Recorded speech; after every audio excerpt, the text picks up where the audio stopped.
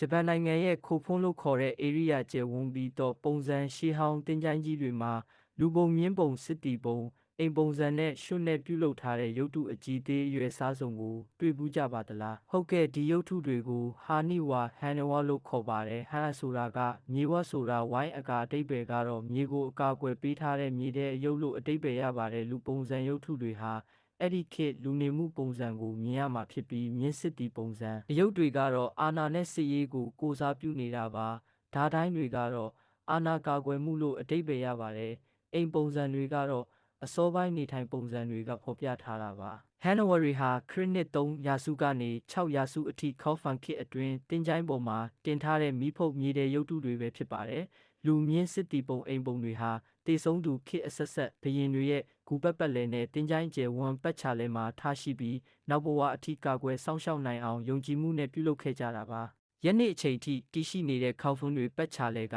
ဟန်နီဝါမြေတဲ့ရုပ်ထုတွေကိုကြည်ချင်းအားဖြင့်ဂျပန်နိုင်ငံရဲ့အစောပိုင်းခေါဖန်ခေတ်ကတည်းကနေထိုင်ပုံယုံကြည်မှုနဲ့ဘရင်မင်းမြတ်အပေါ်ထားတဲ့တစ္ဆာတရားနဲ့ဝတ္တရားများကိုနောက်ဘဝအထိစောင့်ရှောက်ကွာကွယ်မယ်ဆိုတဲ့ဂတိပြရုပ်တွေပဲဖြစ်ပါတယ်။ဒါကြောင့်လဲ2019ခုနှစ် UNESCO ကမ္ဘာအမွေနှစ်တန်ဖိုးထားမှုစာရင်းမှာမောဇူခဖန်ကဟာမှတ်တမ်းထည့်သွင်းခံခဲ့ရပါတယ်။ဟန်နဝါအပြင်ထူကြတဲ့အကြောင်းအရာများကိုလည်းနောက်ဗီဒီယိုတွေမှာဆက်လက်ဖော်ပြပေးသွားပါဦးမယ် Likes and Follow လုပ်ခဲ့ပေးပါဦး